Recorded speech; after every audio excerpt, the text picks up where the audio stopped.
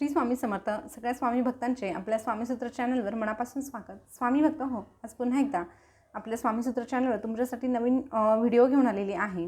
आजच्या व्हिडिओमध्ये जी काही माहिती मी तुम्हाला सांगणार आहे, नक्कीच त्या एका गोष्टीमुळे तुमच्या घरातलं जे वातावरण आहे ते खरोखर बदलण्यासाठी खूप मदत होणार आहे आणि नक्कीच देवदेवतांचा आशीर्वाद तुमच्या पाठीशी हमखास राहणार म्हणजे राहणारच। आता आपण सेवा वगैरे सगळं काही करतो, परंतु काही गोष्टी लक्षात घेणं खूप गरजेचं असतं आणि त्यातलाच हा एक भाग आहे। तर तो कुठला? तर हे बघा, आपल्या देवघरामध्ये आपल्याला एक वस्तू कायमची ठेवायची असते। आता ती कुठली आहे? तर एक छोटासा तांब्या भरून आपल्याला पाणी ठेवायचं आहे। हे बघा, छोटासा तांब्या, आपला जो मोठा तांब्या असतो तो नाही, तर अशा पद्धतीचा एक छोटासा तांब्या आपण त्या ठिकाणी भरून ठेवायचा असतो। आता ते कशासाठी तर हे सांगते। हे बघा, आपण आपल्या देवघरामध्ये नैवेद्य पाणी सगळं काही करत असतो, नैवेद्य दाखवतो तेव्हा पाणीही सोबत घेतो। पाणी आपण ताटाभोवती फिरवतो, मंडल वगैरे करून पाणी फिरवतो आणि त्यानंतर आपण काय करतो, ते नैवेद्याचं ताट थोडा वेळ तिथे ठेवतो आणि नंतर ते ताट उचलून घेतो। त्यासोबत आपण ते पाणीही उचलून घेतो। पण एक सांगा, आपण जेव्हा दिवसभरामध्ये जेव्हा जेवण करतो तेव्हा आपल्याला पाणी प्यायला लागतं, बरोबर?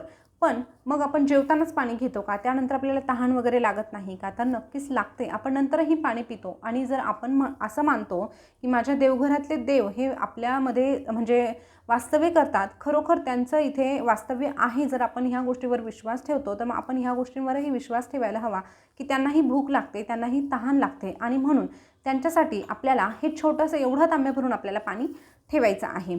आता हे बघा, हे पाणी ठेवल्यामुळे तुम्हालाही त्याचे फायदे होणार आहे। ते कसं? तर हे दिवसभर तुम्हाला पाणी ठेवायचं आहे। जेव्हा तुम्ही नैवेद्य दाखवणार आहात तेव्हा ह्या पाण्याचा वापर करून दाखवला तरीही चालेल, दुसरा ग्लास घेतला तरीही चालेल, पण हे मात्र आपल्याला 24 तास तिथे ठेवायचं असतं। आता ते कसं? तर सकाळी आपण जेव्हा पूजा करतो तेव्हा अशा पद्धतीने आपल्याला ग्लास भरायचा आहे। पण तो कधी? जेव्हा आपण पूजा स्तोत्र मंत्र करणार आहोत त्याच्या अगोदर हा ग्लास भरून घ्यायचा। देवांची अंघोळ वगैरे झाली, जेव्हा आपण स्तोत्र मंत्र म्हणायला घेतो, ग्रंथ वाचायला घेतो, अध्याय वाचायला घेतो, तेव्हा काय करायचं, आपला जो उजवा हात आहे तेव्हा आपल्याला तो आपला उजवा हात ह्या पाण्यावर अशा पद्धतीने ठेवायचा आहे आणि मग आपले जे काही मंत्र उच्चारण आहे किंवा जे काही तुम्ही सेवा करतात ती करायची आहे। उजवा हात आपल्याला पूर्ण वाचन होईपर्यंत ह्या पाण्यावर असंच ठेवायचं आहे। आता हे झाल्यानंतर काय करायचं, हा तांब्या तसला तसा आपल्याला देवघरामध्ये एका बाजूला ठेवायचा आहे। आता हे केल्यानंतर हे पाणी उचलायचं कधी?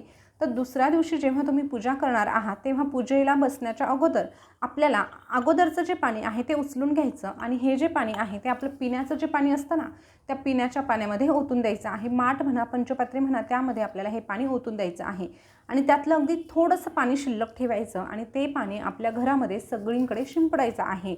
अशा पद्धतीने ह्या पाण्याचा उपयोग आपल्याला देखील करून घ्यायचा आहे।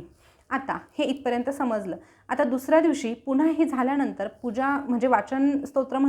वाचन करण्याच्या अगोदर, मंत्रस्तोत्र म्हणण्याच्या अगोदर अशाच पद्धतीने पाणी भरायचं, हात ठेवायचा आणि तशीच क्रिया आपल्याला करायची आहे। आता ही किती दिवस करायची, किती महिने करायची असा काही प्रश्न विचारू नका, कारण हे आपल्याला कायमस्वरूपी करायचं आहे।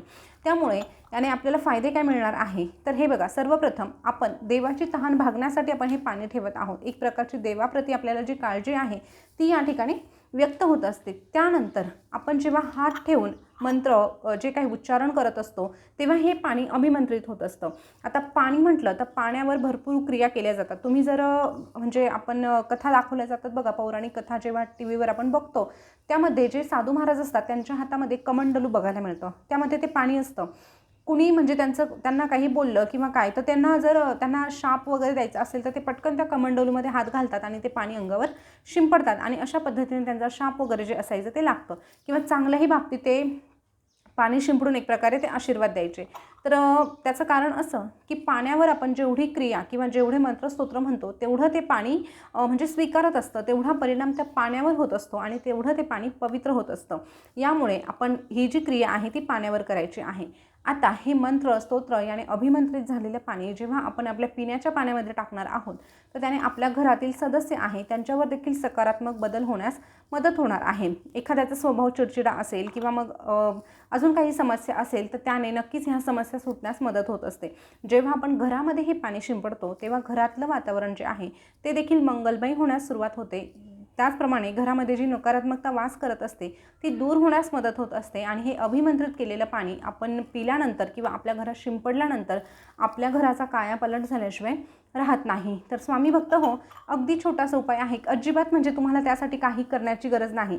आता असाच तांब्या तुम्ही घ्या असा माझा आग्रह नाही. जो आपल्या घरामध्ये आहे त्यातला छोटासा ग्लास जरी तुम्ही काढून घेतला, फक्त एक काळजी घ्यायची की जो ग्लास आपण देवासाठी काढणार आहोत तो आपण पुन्हा वापरात आणायचा नाही, किंवा मग आपण वापरलेला ग्लास उष्टा ग्लास त्या ठिकाणी ठेवायचं नाही. तर देवासाठी सेपरेट तुम्हाला ते भांडं करायचं आहे. नक्कीच याचे खूप असे पॉझिटिव्ह बदल आपल्याला दिसून येतात. नक्कीच ही क्रिया तुम्ही करून बघा आणि त्याचा अनुभव घ्या. तर छोटीशी माहिती होती, तुमच्यापर्यंत पोहोचवण्याचा एक छोटासा प्रयत्न केला. तर माहिती कशी वाटली कमेंटमध्ये जरूर सांगा. काही शंका असतील तर त्याही विचारा. पुन्हा भेटूया नवीन व्हिडिओसोबत नवीन माहिती घेऊन. तोपर्यंत बोलत राहा. श्री स्वामी समर्थ. जय जय स्वामी समर्थ. श्री स्वामी समर्थ. जय जय स्वामी समर्थ. धन्यवाद.